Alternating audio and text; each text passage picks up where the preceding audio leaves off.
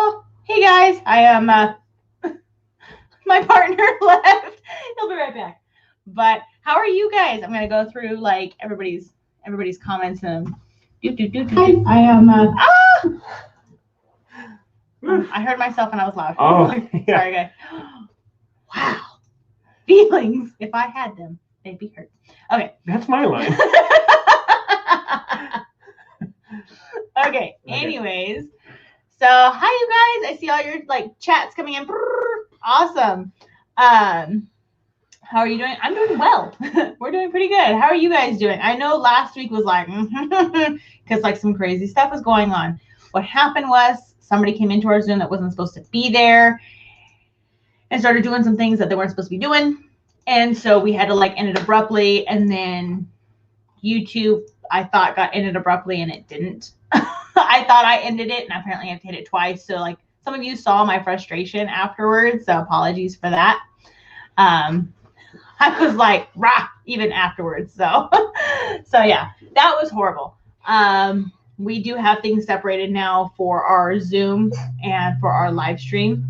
So we've made announcements about that. But yeah, that we, the Zooms are private now unless you're a part of his email.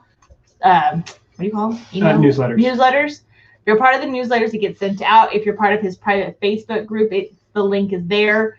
So that's how you'll be able to join the group practice sessions from now on. The meetings will be closed after 10 minutes. They'll be locked. Nobody can come in. And we have disabled all chats. Like you can't chat privately with somebody because then we'll see it and then we'll go goodbye. So, okay. Buffering. Is it still buffering? I know. I can't see the Zoom link. I know. I mean, it's true. Dan says it's okay. I was going to say there's no way to make everything private. I know. And we tried. Like, we were really like, that was my biggest thing. Like, I wanted to be sure that everybody was safe, that you guys were safe when you're doing the Zoom link and everything. Like, that's like my number one thing. Safety is my number one thing. So, yeah, it was just like so soul crushing to me when that happened because that's never happened to us before, and I was just like, oh, it was just devastating. How do I get into those private chats? Private chats as in what? I don't understand. Probably the Zoom sessions is what he's talking about. Oh, like so if you're a part of his newsletter, he sends it out weekly for the newsletters and also in his private Facebook group. So in order to get access to that, he has to approve you. There's questions you have to ask and things like that to receive the link. So yeah, the newsletters. And the newsletters also, there's a link in the description down below if you're watching this on YouTube. So yeah, that's how you can get into his newsletters. I don't know if I'm linked. I don't know either. I don't know. Is there a way for people to? The time that emails get sent out, we send out the emails every week for the group practice sessions themselves, Tuesday or Wednesday. I try to do it a day before just so I know that they can get sent in enough time. So yeah. When do the emails get sent out with the link? So yeah, normally the day before. Yeah, the day before for sure. Okay, cool. Any other questions about the link? Yeah, feel free to drop them in the chat. And we'll try to like help you guys out as much as we can with that. Okay. Oops. Let's see. So what I was going to do, we already talked about the changes about the giveaway. Right. So today is the last giveaway for the free registration for the 7-day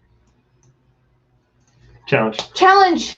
It's been crash course. It's been boot camp. So like, I can't remember this one's name and I don't know why, but the 7-day challenge. So this is the last giveaway for the free registration for the 7-day challenge. So what we're going to do is select somebody randomly through the chats and then they will be the winner of the 7-day challenge. Please do me a favor though, when we do pick your name, to let us know. You have about 5 minutes to let us know if you're still here, and then please provide us with your he has an email that you can send him stuff to.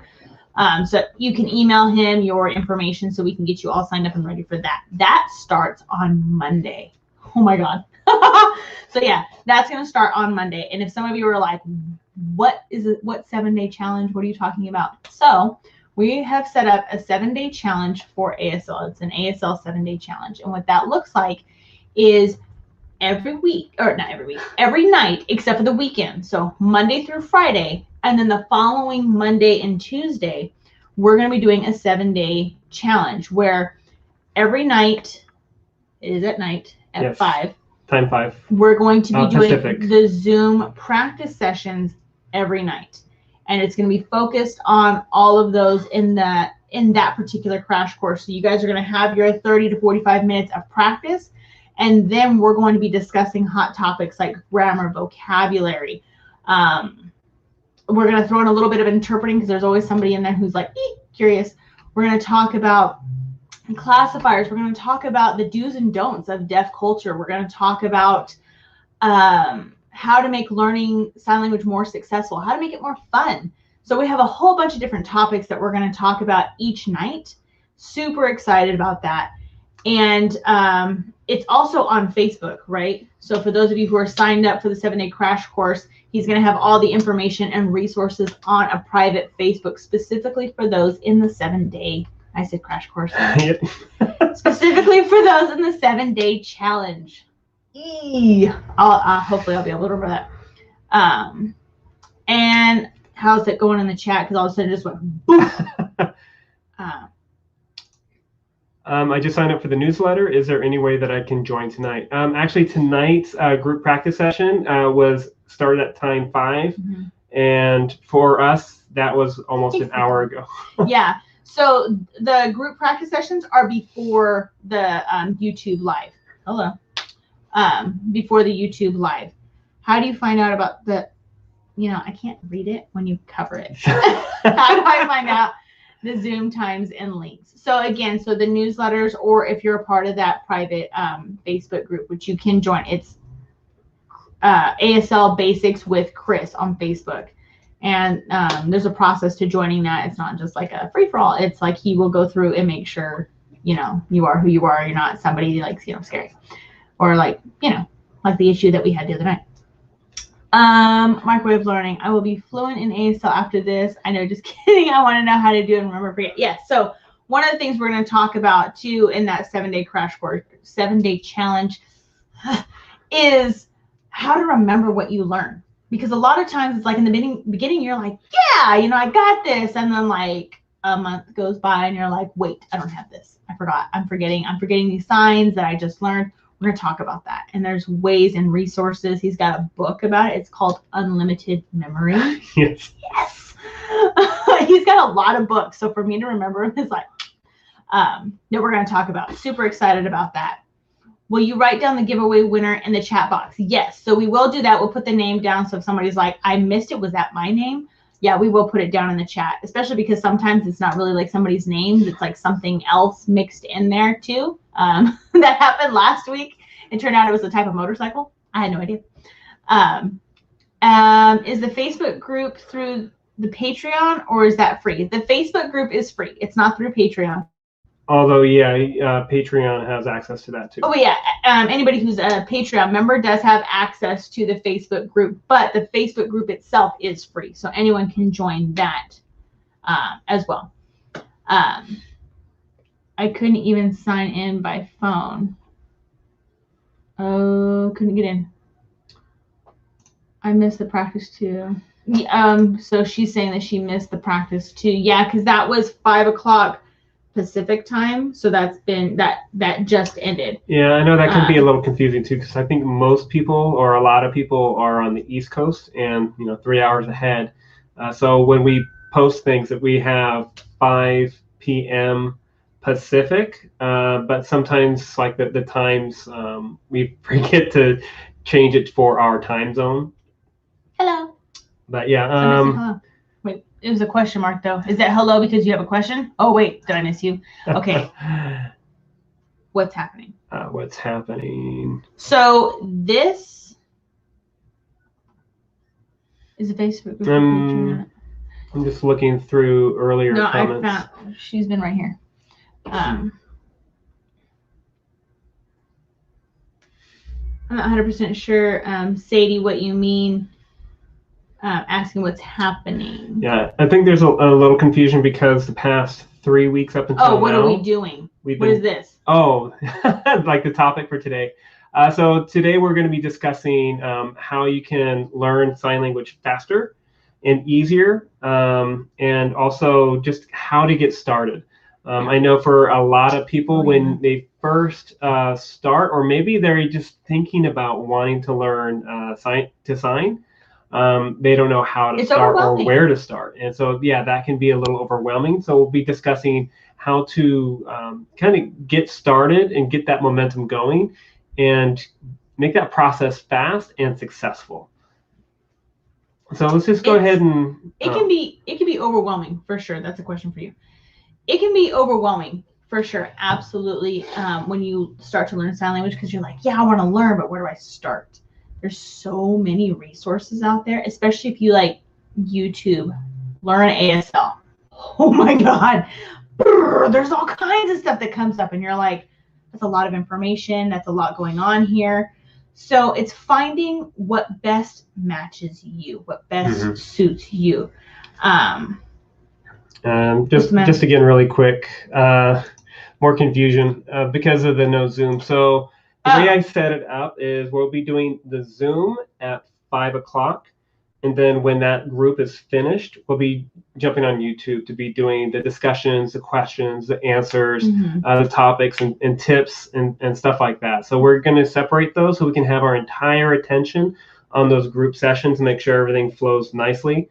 And then we'll be able to have our full attention for the YouTube so we can catch everybody and not miss any like comments or anything like that. Right. Yeah. So yeah, a lot of times it's about finding what best matches you when you're learning sign language. So if you're on YouTube and you see ASL that, you see Sign Duo, you see Daily Moth, you see Sign with Heart, there's more, but I can't remember them. And there's a long list of resources out there. That's overwhelming because you're like, do I go with you? Do I do you? I don't know. I don't understand you. Everybody has their own preference. What we always recommend to people is test it out. Watch these for a few, like let's go with ASL that. Watch ASL that, a couple of times and see if you get a good feeling, good vibe. Like, you know what? Yeah, I think this is somebody I can learn from. Or watch Sign Duo. Be like, oh, okay, maybe that's not a good match for you. Maybe you have a hard time understanding them, or you're like, that's not really how I want to learn. So finding what best matches you. I always tell people too, I kind of discussed this a little bit last week. I told people it can be overwhelming when you think I'm going to learn sign language, but there's so much to learn. There's so much vocabulary and topics, and how do I do it? Ask yourself this. Why? Why are you wanting to learn? There's always a reason. It's not like, oh, just because. No, there's a reason. There's always a reason somewhere. Sometimes you got to look for it, but there's a reason why. Maybe your reason why you want to learn sign language is because you're wanting to communicate with a customer who comes into your grocery store that you work at, or the bank, or wherever you might work. There's a customer there who's deaf. You're like, I really want to talk to them. Okay, that's your why. Or maybe you go to college or you're in school and you're like, I really want to talk to this student. I know they're deaf. I really want to talk with them. That's your why. Maybe you have a family member who's deaf. Maybe somebody just had a baby and they just learned that their baby's deaf, and now that's going to be a new language in the family, and you're like, I need to learn to communicate with this child. That's a why. Find your reason why. Once you've established that and you're like, okay, I use this one as my example all the time. My reason why to learn is because I work at this store and I have a customer who comes in who's always deaf. I need to know how to communicate with them. Okay, so let's think of the basics. Let's think about, what are you going to talk to them about in that moment? Okay, food, maybe, money. Let's see. You're going to, just the basics. How are you? Can I help you? Looking for what? maybe certain things in the grocery store, items, things like that. That's going to be your vocabulary that you should focus on initially. You're going to learn the basics. Hi, how are you? I'm fine. My name, ABCs, 1, 2, 3. You're going to learn the basics, obviously, but you're going to want to learn the vocabulary specific to your why. So a grocery store, that's where you work. This is my why. This is where I'm going to be learning my vocabulary. Once you've mastered your vocabulary for this particular situation, then you can start to expand. Okay, what's another scenario that I could be in that I would meet somebody who's deaf? Maybe it's at the gym. Okay, let's think. I think I might see somebody at my gym. You're going to start to then expand and expand and expand your vocabulary from your why. Sometimes if we feel overwhelmed when we're learning a new language, sometimes we have to start small. We didn't get that privilege to start small when we first learned. It was we were like learning it all. And sometimes if you're learning in college too, there you follow that curriculum. But if you're not learning that way, then you're kind of learning on your own, learning from your why. Okay, here's my why. Here's my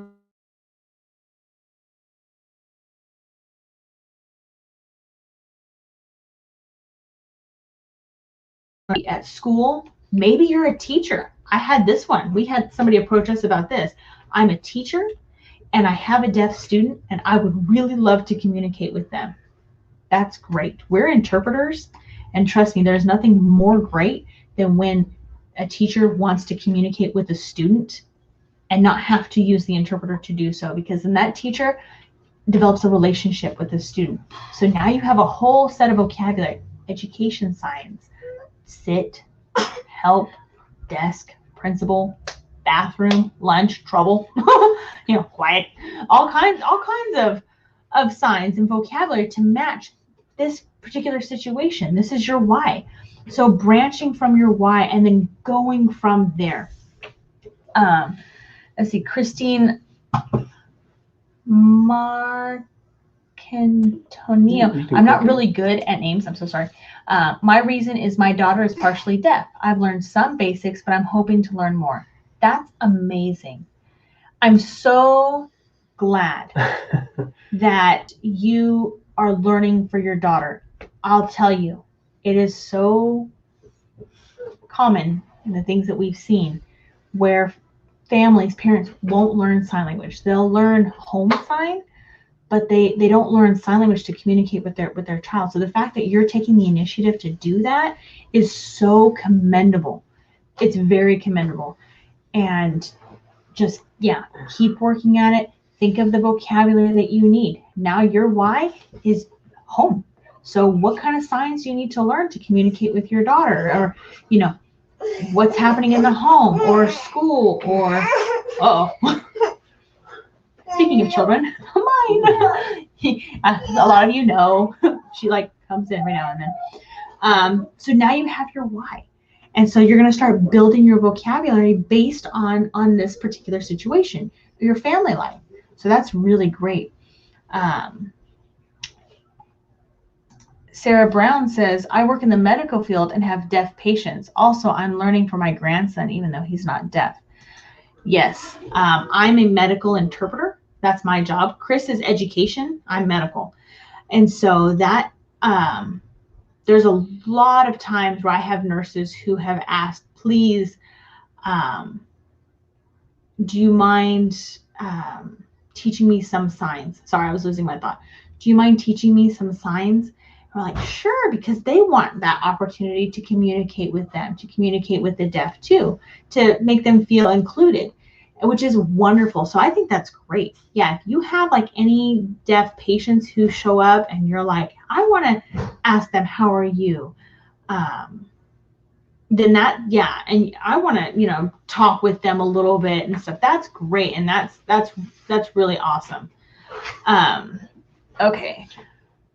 Let's see. Wow. I know. I'm trying to.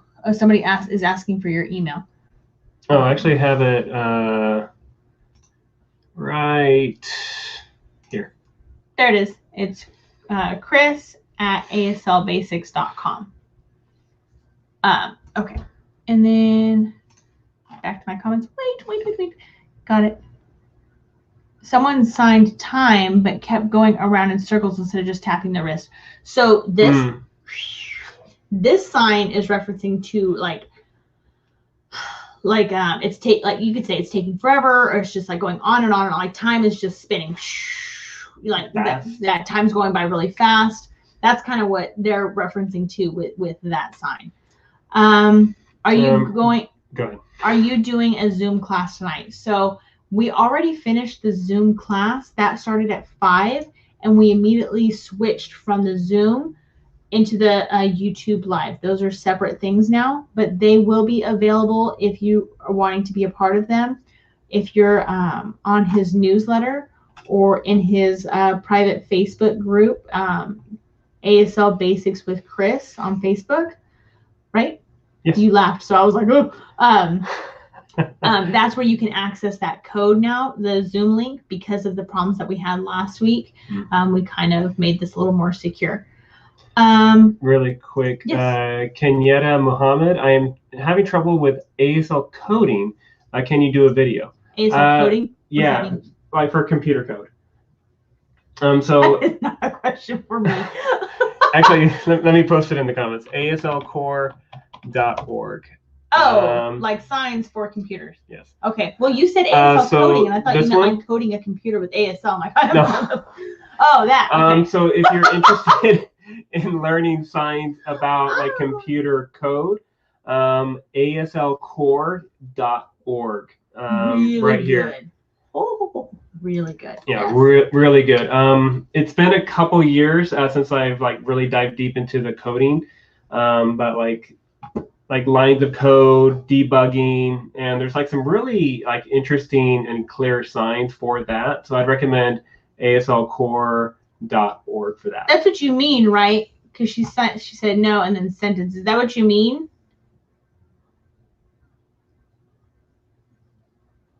I'm so sorry. No, sentence. Yeah, I just wanted to double check that that's what you meant. You meant like signs for coding. Just let us know. So sorry. Didn't know it was. And I'm writing a play and I'm including deaf actors. Cool. I want to learn to better communicate when I finally produce it, hopefully next year. Bobby. Yes, click it because now I can't read it. Finding theater vocab isn't easy though. Yes, that is. I know that is true. Theater vocab is hard. Didn't you guys do at your school a play in sign language? Like they had all their deaf students, because at his school there's a lot. All their deaf students did a play, but the play was in sign language and it had to be interpreted into English. How cool is that, right? It's like it's in the reverse.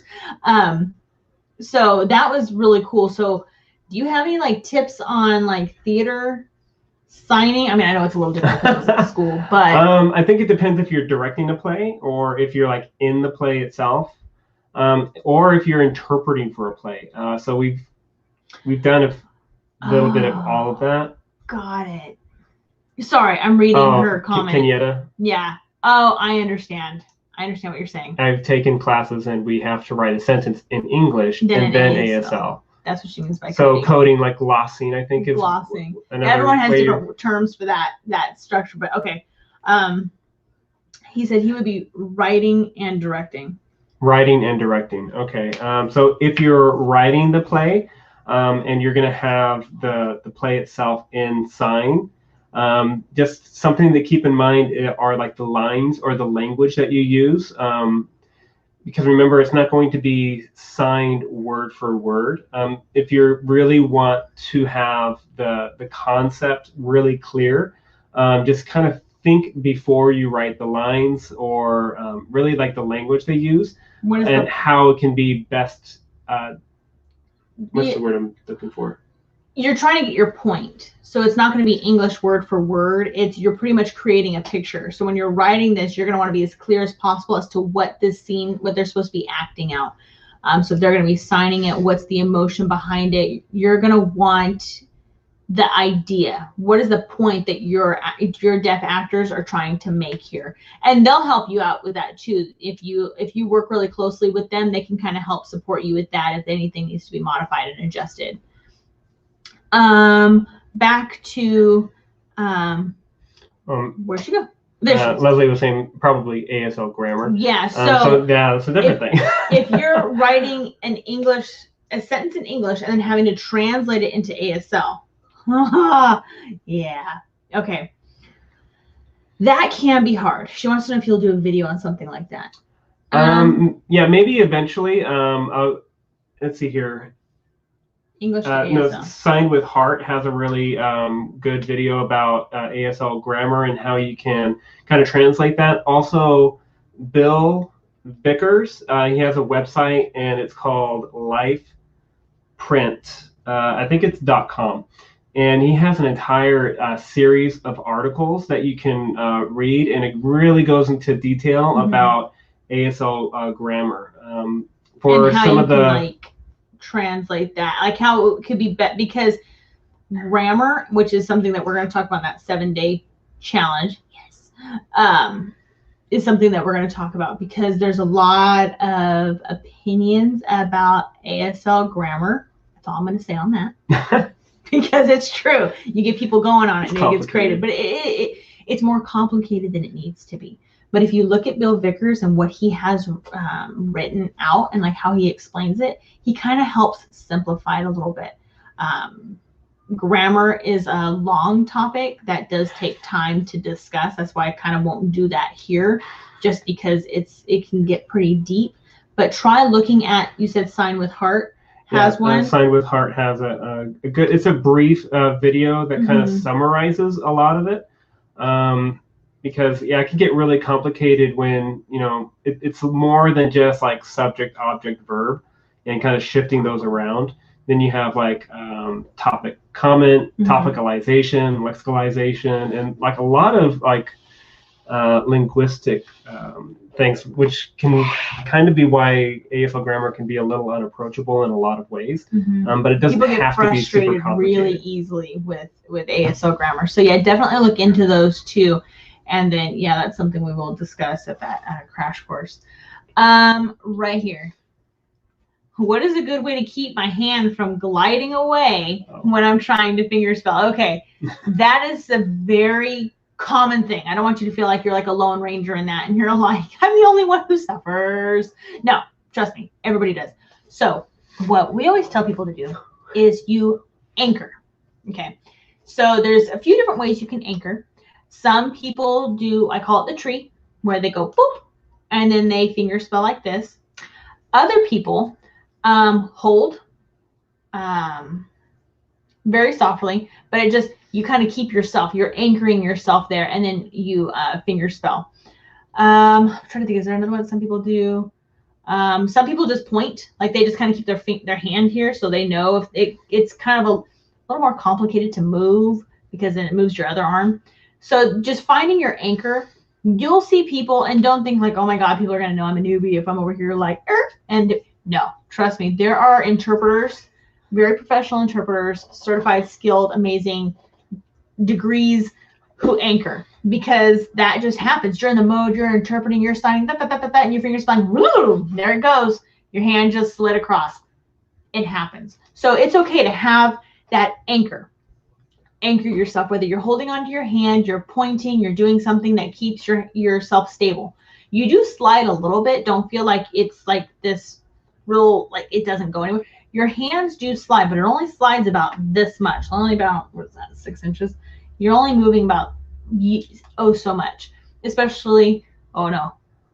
I'm going to say it, I already started. Especially if you have a double letter. There could be a slide or a bounce. So feel free to be flexible and don't feel like you have to be rigid, but just don't go across the whole area of your whole sides. But just, it's about 6 inches or so. You just kind of play with this little finger spelling box. I'm interested. Interpreting. I'm interested in a career in ASL interpreting. Any tips or advice? Oh, well. All right. Wait, where'd you go? There you go. So I'm going to condense this because I'll ramble on the interpreting thing because that's our career. So I can, and so I won't do that to you. So you have to kind of, first of all, first question people ask, do you have to go to school? No, you don't have to go to school to be an interpreter. There are programs available. There's an ITP program, which is an interpreter training program. I guess it's an IT, yeah, an interpreter training program. Okay, let's go. There's an interpreter training program that you can be a part of, and that is a 2-year program. Now, depending on what state you're from, like Texas, for all my Texas friends out there, is a very strict state when it comes to being an interpreter. I've got a few friends out there who were like, yeah, it's strict. California, not so much. You don't have to go to college to be an interpreter. You need to be fluent in the language. I will say, I do tell people interpreting is not the same as signing. I always give this comparison. I can drive a car, but that doesn't make me a mechanic. The same goes with interpreting. Scram.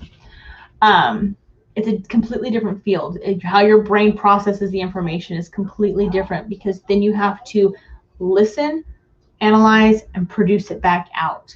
And there's a whole lot of stuff that goes on with that. But then thinking about what you want to do, what field you want to be in, there's education, where you're K through 12 or you're college. There's also medical. Medical can be mental health, dentist, therapy, emergency hospitals, childbirth, all kinds of stuff. I'm a medical interpreter. That's what I do. I love medical interpreting. I don't like education. Where Chris, he is an educational interpreter. He does not like medical. So we're like opposite in that aspects. With education, it's you have your student, you interpret for them. You can become really comfortable and familiar, with the teachers and staff. So some people like that. They have like this unity, where medical, it's not like that. You don't know who you're going to have. It's on the go, go, go, go, go. One day you're interpreting for a dentist office, and another day you're interpreting because your clients have an emergency surgery and you're seeing all kinds of stuff. So it's up to you. Me, I love that. I love like, whoa, what's going on? The excitement and this, that. I'm like, oh, he's like, I'm good. I like my student. I like my one-on-one. And so it kind of depends on what avenue you want to take. Then there's legal. There's like court. I haven't found anybody who enjoys interpreting in the court system because it's complicated. I've done it once, and that's it, just once for me. And I was like, no, I'm good, no more.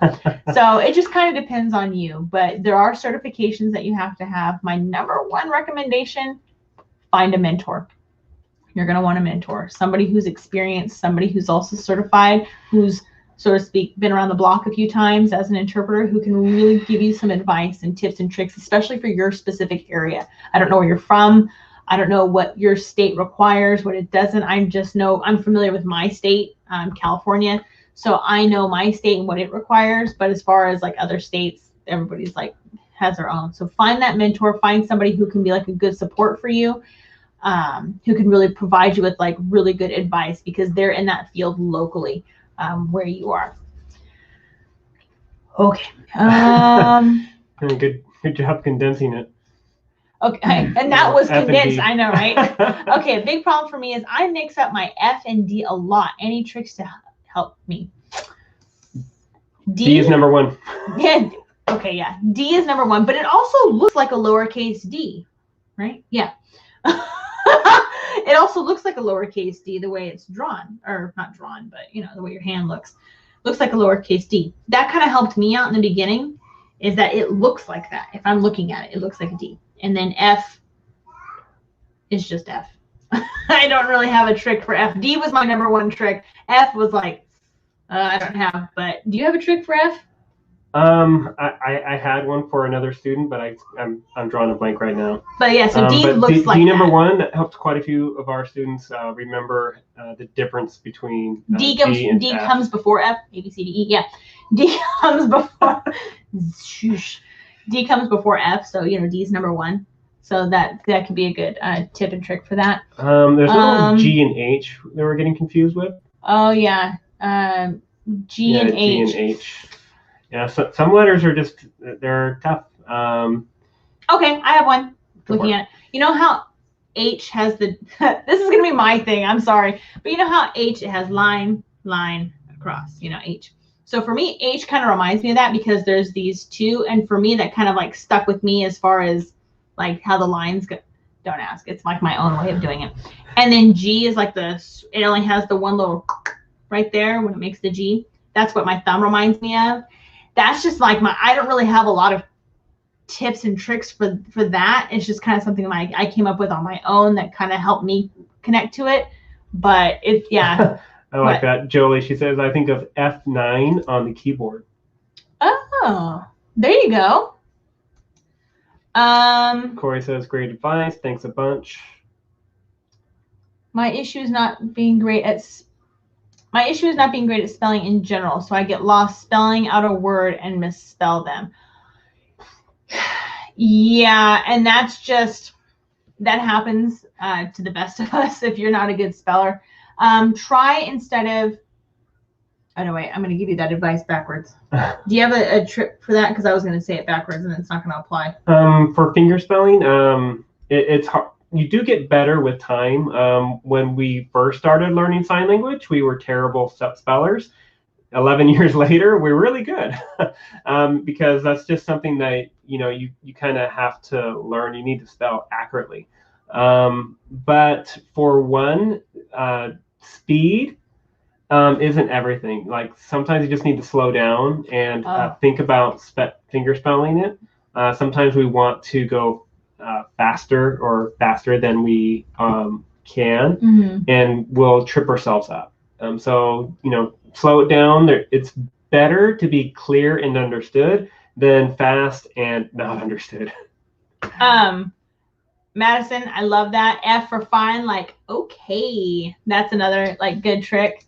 Robert, there is a difference. Is there a difference when you do G and then do an H straight up? So an H straight up is U, is the letter U. So yeah, it does have to turn. It does have to turn to the side.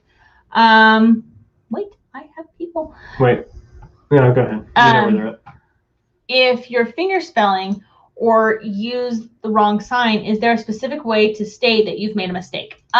So there's a lot of ways people do this. Everybody kind of has their own tips and tricks. One of the ones that was like the funniest for me when I was first learning is I saw somebody, he was fingerspelling, made a mistake, and he slapped his own hand like it was its own entity, and it made him, he's like, oh, bad. I was like, what did you just do? And he's like, oh, I spelled it wrong. I'm like, I don't understand. That was his way of erasing his mistake. Some people shake their hand like they're like fingerspell, and they start over. Other people fingerspell, oh no, and then do it again. There's so many different ways that people have come up with to like correct their mistakes. Yeah. If you're just in everyday conversation as an interpreter, you can't get away with something like that. If you make a mistake, you have to call it out and be like, oh, wrong, sorry, and start again. That's more of a professional thing. But if you're like an everyday conversation, there's all these like funny things that people do, smack, or like no, or like I've seen some people go, what is wrong with you? It happens. I mean, it's all in good fun because you have to like laugh at yourself when you make mistakes initially. So yeah, no worries. Let's see. Going down. Will you have one-on-ones again soon? We do plan on it. I know we like went whoop, and we put them on hold. We do plan on having them again soon. We haven't set up a specific date yet, but they will be coming back.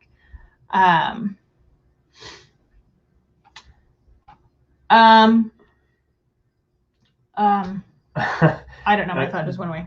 Jolie, this is back to the fingerspelling thing. She says, my ASL professor said it's like an imaginary chalkboard that he erases. Oh, yeah. Some people do that.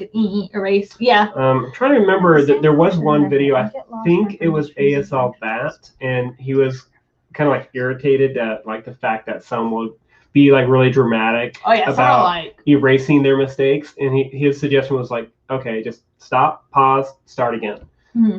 So there are different opinions about that too. I have the same question. I get lost and my brain just freezes and I have to try spelling the word, but it takes forever first to translate the word in English, then into ASL. Yeah, it's hard, especially if you're trying to fingerspell a word that has its own sign, but you don't know the sign, so you're fingerspelling it. Just remember to breathe. Just take a moment. It doesn't have to be like rush, like, oh, just okay. And take your time. I always tell people, speed does not equal skill. Clarity equals skill. A lot of people confuse that. They think the faster I am, the more skilled I am. That couldn't be the farthest from the truth, because you could be the best signer on the face of this planet, but if you're signing so fast that nobody understands you, your skill is moot. It means nothing. It's like, okay, good for you. Nobody understands you, but So I always tell people clarity is what's important. So don't worry, like if you have to fingerspell it fast, or if you're like getting nervous, just take a moment, take a breath, and like slow it down, and that can kind of help you process it a little better, because sometimes we get real flustered and like our brain starts going 1,000 miles an hour.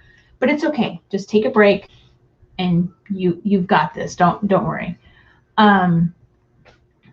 Leslie's asking, are the practice sessions in the 7-day challenge one-on-one? I do plan on trying to sneak as many of those as possible into the challenge, but primarily the group practice sessions are going to be about 30 to 40 minutes in duration, with a group of 2 or 3 people per group. And then we'll be having lots of these Q&A sessions, and I will try to get as many one-on-ones as possible. Depends on how many sign up for the course. And those Q&A, the cool thing is those Q&As with the 7-day challenge is that they're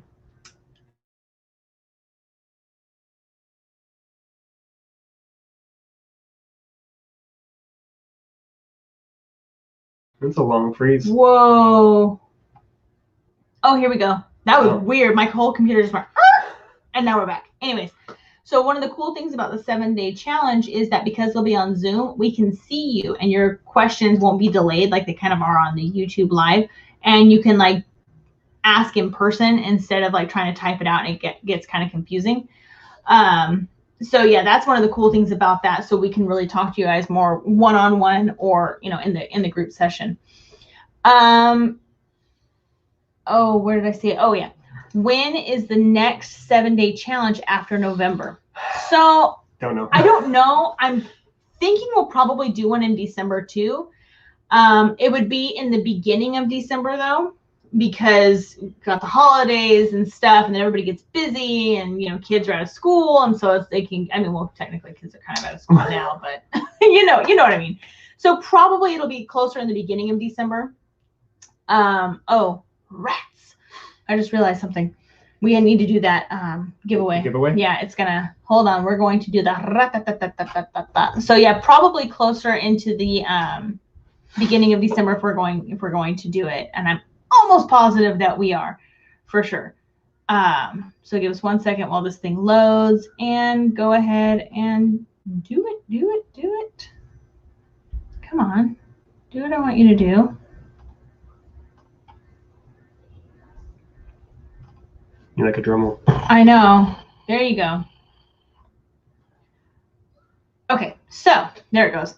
All right, so the person who won tonight is going to be, oh man, again, you guys, I told you I'm not good with it. M-A-C-O. I want to say Mako. Is that right? Is that Mako? Is that Mako. How you say it? Mako? No, don't see. But anyways, yay, congratulations. Let us know if you are here. You guys have about 5 minutes to let us know that you're here. If not, then we will, it'll randomize and we'll pick a new person. So very cool. Oh, I lost it. Hi, I am learning ASL and I get mixed up even if I go slow. What should I do? It takes time. I tell people try not to get overwhelmed, because a lot of times, we do fumble. Remember, it's a new language. So there's all kinds of things you have to remember, vocabulary. People get stuck on grammar. So just take your time. be kind to yourself. You know, don't expect too much from yourself in the beginning. You know, it is a process, and it is something that does that will take time, but you will get it. I don't want you to feel like I'm never going to get it. Everybody hits their plateaus. Everybody goes up and down. Everybody learns differently. So just take your time with it. If you're signing and you get confused, try to think ahead of time what it is you're trying to say. Like, what point am I trying to make? And that's going to help you have more confidence when you express yourself. And when you're watching somebody and you're not getting it and you're like, oh, what do I do? Okay. It's okay to tell somebody, wait, I don't understand, or do you mind slow again? Because it's better to ask again, sometimes again and again, than it is to do the head nod. That is offensive. Not so much the again part, it's the nod that and you don't understand what's going on. That could be offensive. So try, don't be afraid to ask again. Don't be afraid to don't be afraid. My thought. Don't be afraid to ask it, and don't be afraid to go slow and really like think before you're going to say something, so you can kind of build that confidence in yourself. Be like, okay, I know what I'm going to say. Here I go. I'm really quick. I forgot to mention if Mako doesn't get back to us really quick, we'll go ahead and pick a new winner. In the meantime, I did want to give everybody something special for joining us this evening. So if you sign up for the 7-day challenge, if you use this promo code challenge50, it's going to take $50 off the entire thing. And we really want to make this course as affordable as possible, so as many people can benefit from it. So if you use that code in the next 24 hours, you'll be able to get $50 off the course. Marie had an interesting question about take care. What's the difference between the signs take care, careful, and keep? Okay, so take care. Here we go. Okay, so take care. You'll see it bounce, like the word take care. Careful, it circles, careful. And keep, once, keep. You keep it, I keep it, we all keep it. And I'm going to add one more. Borrow. Yeah. Borrow. So it doesn't bounce or anything. It stays on top and it's directional. I'm going to borrow it. You're going to borrow it. So that's that. One more I'm going to do. These group sessions are a great way to find signing buddies. Let's see. Hi, Robert. These group sessions are a great way to find signing buddies. They kind of tag them for you, knowledge levels and all. I found my intermediate buddy in a group session, and we meet weekly. That's awesome, Leslie. Yeah. And we try our best to like match you guys as best as we can per skill level. Sometimes it's not a good match, and we just kind of have to go with the flow. But yeah, they are a really good place for you guys to like connect and network. I can never remember that word. Network. Absolutely. Should I ask them to sign a different way if I have to sign if I have to sign it again more than 3 times? So you can. It's up to you. I mean, sometimes they'll do that on their own. Like if you're not getting it like the first or second time, they'll probably like change it to try to better for you to better understand. But if it's getting to that point, you can say, do you mind like saying it a little differently because I'm just not getting it? That's fine too. Did I just miss the new winner? So we said the winner was Mako. I think he might have left. I think he might have left because it's been 5 minutes. So we're gonna have to do pick somebody new. We're gonna have to do it again. So here we go. Here we go. And I know. I wish you guys could hear it too. It's funny.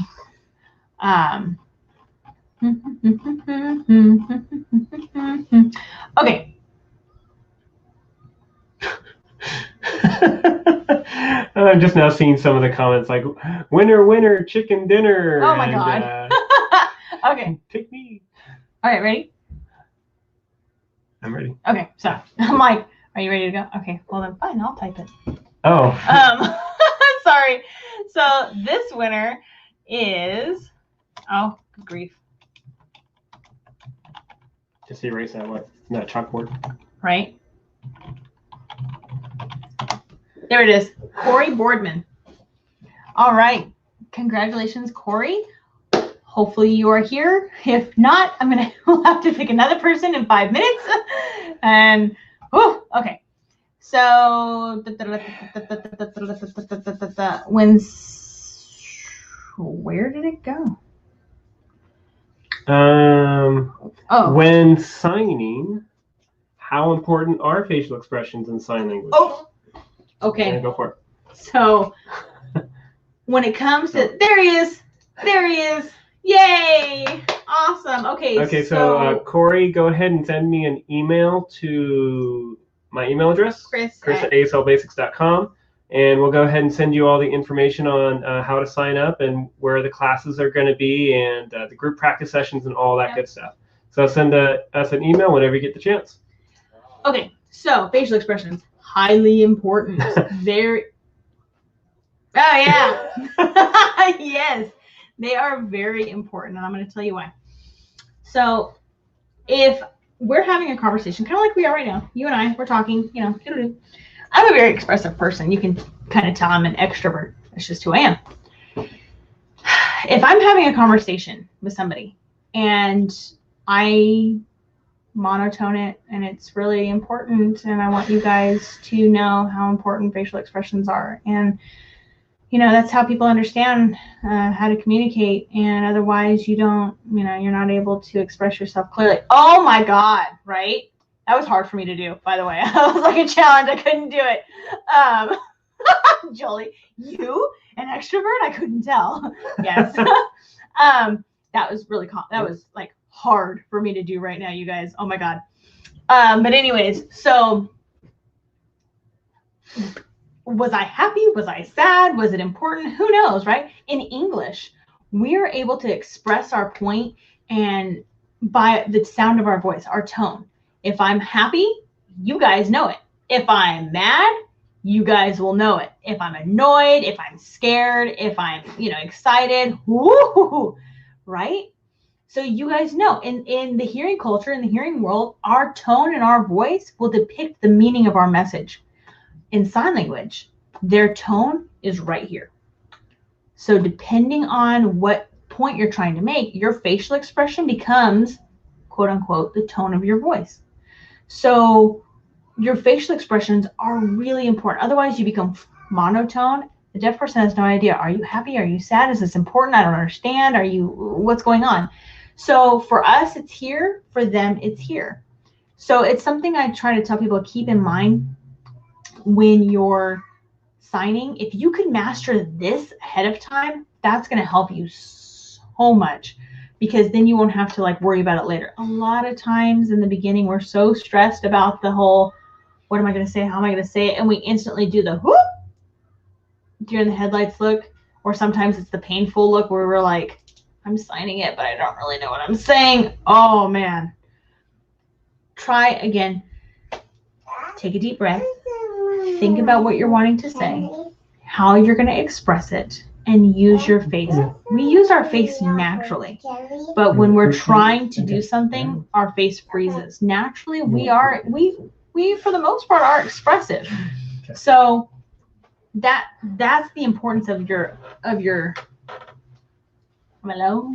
That's the importance of your face. Is it helps clarify the message.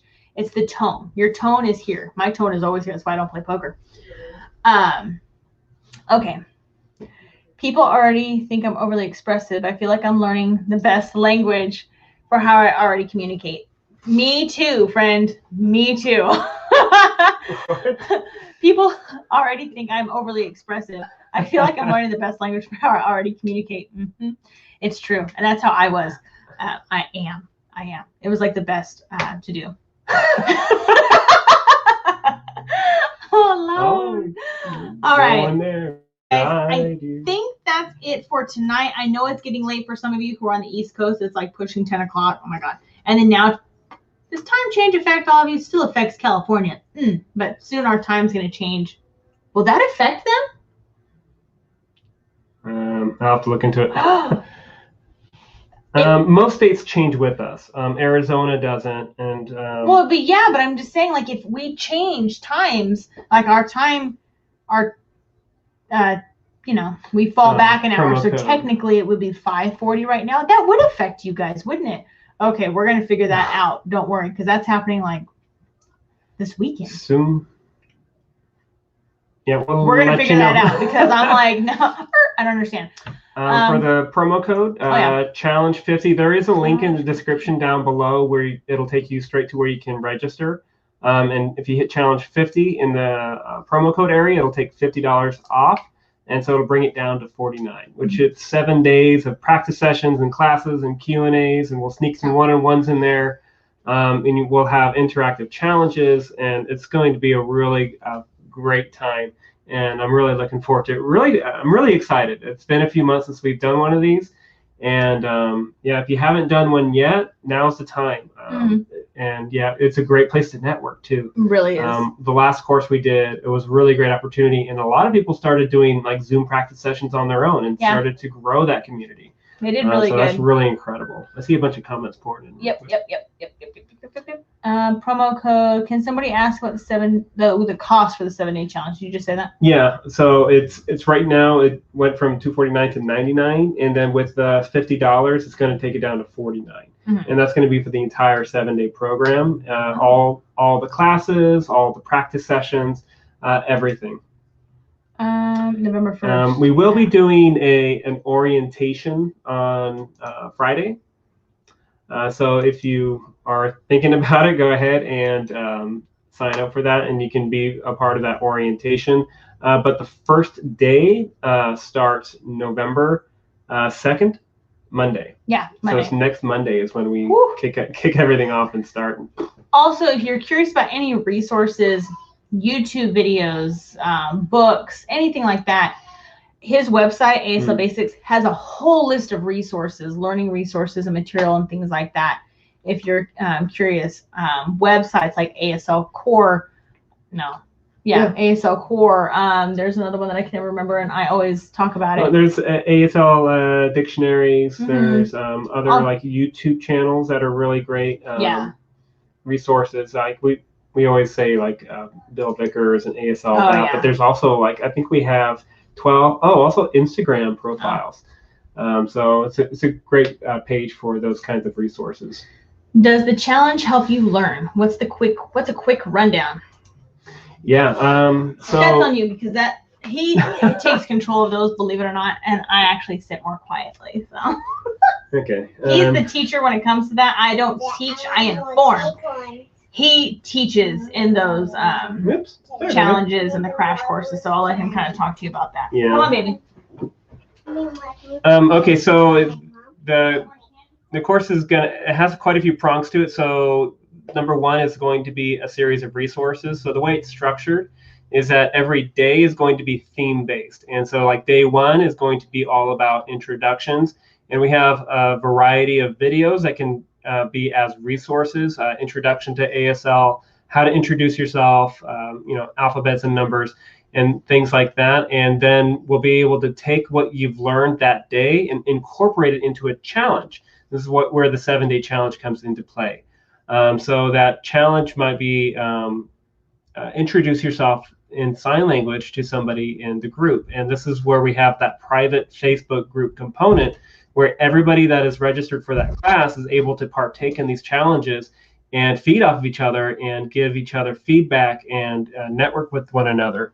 And then we'll continue with that theme and we'll do that practice session. And this is something that is really vital to learning the language, is to really put that into practice. Because we can try to memorize vocabulary words, and we can try watching videos over and over again, but oftentimes it's not until we put those into conversation that we really things start to stick and things become more conversational. And so we will carry that theme forward into those practice sessions, and so we'll continue to like introduce ourselves and things like that. And afterwards we'll do a open Q&A session, and I'll be going over one topic each night on how to really speed up that entire language learning process. We'll be going over how to learn like a polyglot. We'll be going over how to create systems and ways to just make that learning successful in the long term. And this is something that we've been working on for a decade now. We've helped hundreds of people really make learning sign language a success. And we've even mentored those that are now professional certified interpreters. And so it's something that we really take pride in, and we're really proud of all of those that have taken that learning upon themselves and to make that a success. And so that's something that we really, are excited to be able to provide that, especially for those that have been part of the 7-day boot camp during the summer, or the 30-day crash course that we did. Like the progress from when they first started to where they are now. And some of the students we know from back in, was it June or July from that first course? Man, their progress has leapfrogged. I was like, I'm reading this comment and I'm like, yeah. 7-day challenge giveaways. Yes, there will be giveaways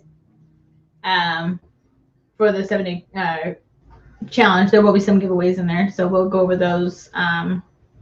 Yeah, and we'll be doing some giveaways, so like just one-on-one practice sessions will be some of those. Some of those giveaways will be one-on-one with either him or myself or both. That wasn't an option before, but now we are allowing for us to both be there. Typically, it was like you had to pick one. I had somebody say, "Can I have like one of you for like half the time and the other one of you for the other half the time?" And he's like, "Maybe we should just do both of us." I'm like, "Oh yeah." I'm like, "Okay." So yeah. But so we're really excited to be doing this again. This is our 3rd round, and if you can make it, then we would love to have you. And if you have any other questions about that, feel free to reach out to me. My email address again is chris@aslbasics.com, and I'd be happy to answer any questions that you may have. Are you still reading comments? Oh, I'm like, what? What did I do? To interpret. Sorry, guys. So somebody told me that we have a few hard of hearing and deaf joining us tonight, so I just really wanted to make a point to interpret everything. Oh, okay. Do you check your email often? Yes. His email pops up on his watch. So he'll be like working, doesn't matter, bing, and he'll see it. So yeah, he checks it regularly, so you don't have to worry about that. Jaden's asking, is it held through Zoom? Yes. So yes, it is. The practice sessions and the Q&As and the classes, that's all held on Zoom. We will have replays available for not the practice sessions themselves, but the after part where we will go over learning strategies and accelerated learning techniques, and going over some of the more smaller components of the language, or not smaller, but more concise, like the grammar, the classifiers, the fingerspelling, and all those kinds of things. So those portions of those classes will have replays available. For the pinging already for the Facebook group. Yeah, I'm like, bing bing. I'm like, I see you. Don't worry, I'll get you. Gotcha. What's the age group? Yeah. Okay. So with that, it is open. However, if you are how am I gonna say minor, this? 18. Yeah, under. If you are a minor, you have to have somebody there as well. This is for your safety and for ours and everybody else's too. If you are a minor, you do have to have an adult or a parent with you to do it. Mainly just because you belong to somebody else. You're somebody else's kid. I have a kid. I know how I would feel as a parent. Like I said, we do implement these things to be as safe as possible. But still, this is an online thing that we want to make sure that you guys are protected. Do you have exams online? So personally, I don't do exams like traditionally in college environments, just because it's not necessarily the most productive way to learn a language. And this is kind of things that we talked about in past courses, or even in some, I haven't published it yet, but like polyglots. We've done a couple interviews with Juliana Russell, for instance. If you haven't checked out those interviews, that's a really good way to kind of know how to make language learning really successful and how to do it quickly. So Juliana Russell, she's a language teacher. She's fluent in 4 languages and is learning another 2. And there's just ways to tackle language learning that are much more successful and much more efficient than like the college class, right? How many people have taken a foreign language in high school or college that are fluent in that language today? Not well. Okay. I do that because sometimes we have a deaf teacher who will come in sometimes, and so I say, hey, he teaches at the college, you stop that. But it's because there are different. I'm not going into that. It's finding ways that make it successful for you. Some people really like that consistency and that arrangement, that curriculum. And if that works for you, then that's really great. Personally, I've found that there's other ways to kind of make that more efficient. Using what you know and getting into these group sessions and talking with others that are kind of at your same skill level and getting involved in the deaf community, immersing yourself in the language. Like I found that to be much more efficient and successful. So that's some of the stuff that we go into in the course. Can my child and I do the class together, or would it be separate? So you can do it together. You could do it together. Absolutely. So like, for example, you and your kid, you don't have to pay for 2 separate classes. It would just be one. And then if you felt comfortable, like, okay, I feel fine with them practicing with somebody else during the group practice, you can do that. That's at your discretion. You just let us know. If you already know somebody where you're like, hey, I know you from the practice group, and you feel comfortable with them and you would prefer them to practice with your child, again, let us know. So yeah, we are definitely flexible, and we will do what makes you feel comfortable in that scenario. What ages do you normally get? For the practice sessions, we get a wide variety, but for these, usually it's about 20 to 60. In that age bracket. For the challenges, the course, like doing these 7-day boot camp things, we don't get like super young people in on those. The group practice sessions, we do. We have some who are like 7, and the parents are there and up. So yeah. Oh, real quick. Oh, yeah. Julie says the language mindset on Instagram. That's Juliana Russell's one. Juliana Russell. Is it wrong to sign "What is your name" instead of "Your name what"? This is where the grammar comes in. Yeah. What is your name? I'll tell you. There's like 3 or 4 different ways. Like your name. What's that? Your name. I think what? Usually the way it's taught is you name what you. Like that's ASL grammar proper. Oh my God. You name what you. Yeah. And some will do you name what, or your name what, like the possessive pronoun your. I'll do your name. What's up? Or I'll do your name. Yeah, depending on who I'm talking to. Your name? What? So there's no. Okay, I'm gonna say there's no right or wrong, but there is a right and wrong depending on who you talk to. But whatever is there's many ways, but look around in your local community. How do they sign it? How do the deaf in your area sign it? How do the ASL teachers in your area sign it? Or, kind of do what's more acceptable in your area too. Like I said, there's all kinds of ways to do it. I know I don't do it just one way. I'll do your name what, or I'll do, I'm going to say it in English, but what is your name? I'll do that. What, your name? I'll do that. Or I'll do your name, what's up?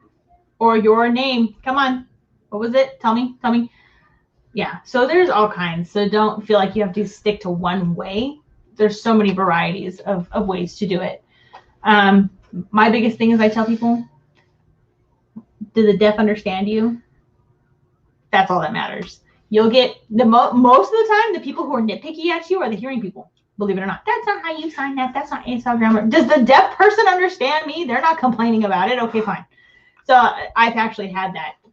I've actually butted heads with somebody about that before, where they're like, "You can't." I'm like, quit. Because my deaf friend was like, "I understand her. She can say it like that." That's again. There's so many varying opinions. Don't stress. But sometimes people are a little more nitpicky about it, so it does happen. But It's okay. But is it all backwards or just a few things? All your name, Hoodis. Your name, Hoodoo. Yeah. Is it all backwards or just a few things backwards? That's how I always describe it too. Because it is. It's backwards, right? But like English, I don't know if I want to get into it tonight. But English, sometimes there's lots of ways to say the same thing, right? Your name, Hoodis. I still love that. I'm still laughing at it. I'm reading it. Oh, man.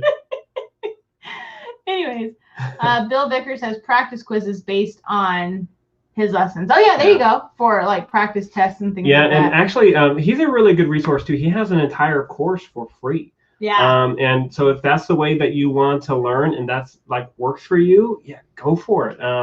Lifeprint.com. Scott Oliver says, thank you so much for the videos. You're welcome. Okay. All right. I think that's it. We're going to go ahead and wrap it up for the night. Thank you all for joining, and we look forward to seeing you next week. If you have any questions about anything. I have a question about something.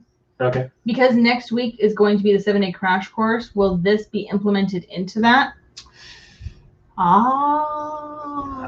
The plan was to have the Wednesday be normal and kind of open. Okay. Yeah, but now that we separated the Zoom and the YouTube, I think maybe next Wednesday we'll pause and we can focus on the 7-day challenge, and we'll do another public YouTube live stream and a practice group session on Zoom in 2 weeks. Does that sound good? Yes. Okay, so not next week. We will not be live next week because it'll be the 7-day crash course. Dang it, the 7-day challenge. That was the last one. I know. I'm tired. It's been a long day. So not next week. We won't be here live because we'll be doing the 7-day challenge, but in 2 weeks. And if you're part of his newsletter, he will send that out. And he'll send out a reminder too, like on Instagram and Facebook and things like that. Zoom next week. Actually. You guys are life changers. Aw. Help me so much. Mind blown. Night. Can you buy a challenge for someone else? What to have a practice buddy going forward? Yeah, absolutely. Just let us know who you would like to send it to, and we'll send them all the corresponding information. Yep. And one more thank you from Jaden. Zoom next week. Somebody asked. Are we merging the 2 Zoom groups? We did that last time. Were we? Yeah, we did that for the 30-day crash course. Is that something that you want to do again, or should we just have a Zoom? Look at that. He just called me out in front of all you guys to decide if I wanted to have you guys there. That's rude. No, that's fine. I think that would be actually kind of fun because then you can merge everybody into Wednesday night. It was nice for the Wednesday to have like a larger group. Mm-hmm. So we can go ahead and do that for next Wednesday. We'll go ahead and do the Zoom practice session at 5 o'clock Pacific time. And we'll let you guys know if that changes because of time change, what that looks like for you guys. I don't know. But so if you are not a part of the 7-day crash course, but you are like part of his newsletter, so you get the link, then you'll be with the people in the 7-day challenge. I did it again. The 7-day challenge. So we'll all be together on Wednesday for the Zoom practice sessions. Thanks for another fun night. Oh, Joseph, I think that was the one that called me out for being a nerd because I have a space shuttle and a Rubik's Cube back there. It's true. Wow. I love you. You called me out in front of people. I don't want to hear it. Okay, well, thanks again. And any questions, send them our way. Yeah, feel free to email if you have any questions or you're like, hey, I missed something. Yeah, feel free to let us know and we'll answer you guys as quickly as possible. Good night. Bye, guys.